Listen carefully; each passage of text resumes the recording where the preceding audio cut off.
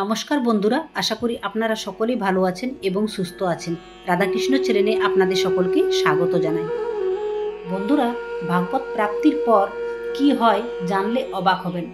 একজন ভক্ত প্রশ্ন করছেন প্রেমানন্দ মহারাজজিকে, মহারাজজি, আপনি অনেক ভিডিওতে বলেছেন মানুষের আসল লক্ষণ হওয়া উচিত ভাগবত প্রাপ্তির। ভাগবত প্রাপ্তির পর যদি কোনো মানুষের মৃত্যু হয় তাহলে সে তখন কোথায় যাবে? তার পরবর্তী অবস্থা কি হয়? সে কি ভগবানের কাছে পৌঁছে যায়?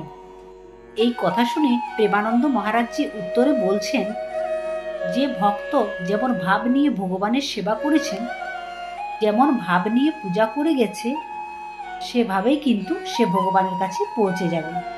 সেই অবস্থায় সে কিন্তু ভগবানের কাছে পৌঁছে যাবে, যদি সে সত্যিকারে ভগবান প্রাপ্তি করে থাকে। প্রেমানন্দ মহারাজজি আরও বললেন, যদি কেউ দাস ভেবে নিয়ে ভগবানের সেবা করছেন এবং সে যদি ভগবান প্রাপ্তি করে থাকে, তাহলে মৃত্যুর পর সেই ব্যক্তি ভগবানের কাছে দাসরূপে চলে যায় এবং সাক্ষাৎ সে ভগবানকে দেখতে পায় আর সে ভগবানের সেবা করতে থাকে।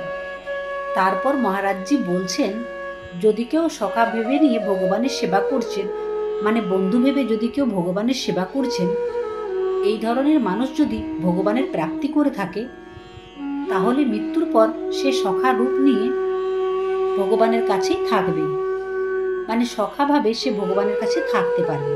তারপর বলছেন, যদি কেউ বাবা মা সন্তান ভেবে ভগবানের সেবা করেন, যেমন অনেকেরই বাড়িতে লাড্ডু গোপালকে সন্তান হিসেবে সেবা করে থাকে, এই ধরনের মানুষেরা যদি ভগবান প্রাপ্তি করে থাকে, তাহলে মৃত্যুর পর সে পুত্র বা কন্যা রূপে ভগবানের সেবা করতে পারবে।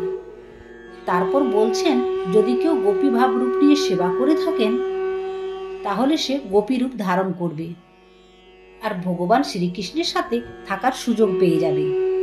অর্থাৎ যে ভক্ত যেমন ভাবে ভগবানকে সেবা করবে, সেই ভক্ত সেইভাবেই ভগবানের প্রাপ্তি করবে। এখানে ভগবান প্রাপ্তি করার পর কি হয়, সেই ভাবনার একটি আকর্ষণীয় গল্প প্রেমানন্দ মহারাজজি ভক্তকে শোনাচ্ছেন। অনেক মানুষ জীবনে একমাত্র লক্ষ্য করে ভগবান প্রাপ্তি করাকে দেখে। তারা ভাবে ভগবানকে পেলে সব সমস্যার সমাধান হবে, চির শান্তি মিলবে। কিন্তু প্রেমানন্দ মহারাজজি বলছেন, ভগবান প্রাপ্তি মানে একটি নতুন জীবন শুরু। একবার এক শিষ্য মহারাজ প্রেমানন্দজির কাছে এক প্রশ্ন করলেন, মহারাজজি, ভগবান প্রাপ্তির পর কি হয়? আমরা কি চির শান্তিতে সুখে বাস করতে পারবো?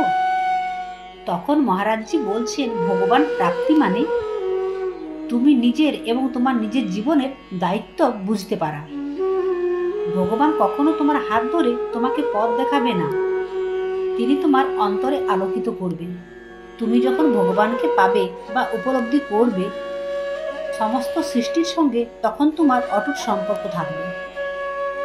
তিনি আরও বলছেন, ভগবান প্রাপ্তি মানে শুধু প্রার্থনা নয়, দয়া, ক্ষমা, কষ্ট সহ্য করার শক্তি, মানুষের প্রতি সেবার মনোভাব। যখন তুমি ভগবানকে পাবে, তখন তোমার চোখে ধ্বংস নয়, সৃষ্টি দেখতে শুরু হবে। ভক্ত অবাক হয়ে আরো জিজ্ঞেস করলেন, মহারাজজি, ভগবান প্রাপ্তির পর মনে কি শান্তি আসে? তখন মহারাজ প্রেমানন্দজি বললেন, হ্যাঁ, আসে। যখন তুমি তোমার নিজেকে ভুল, অহংকার, হিংসা, অভিমান থেকে মুক্তি করো, তখনই তোমার অন্তরে এক অন্যান্য শান্তির বাসা বাঁধবে, যা বাইরের পরিস্থিতি কখনো বদলানো, হারানো নয়। ভগবান প্রাপ্তি মানে আত্মার আমলিন আলো।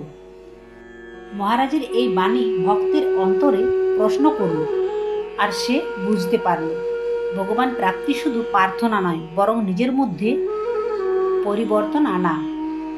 ভগবান প্রাপ্তি মানে জীবনের প্রতি দায়িত্ববোধ, বুদ্ধি, ক্ষমা, শিক্ষা, সবার প্রতি ভালোবাসা এবং নিজের অন্তরকে অন্ধকার থেকে আলোকিত করা। যখন তোমার জীবন আলোকিত হবে, তখন ভগবান তোমার হৃদয়ে বিরাজমান থাকবে।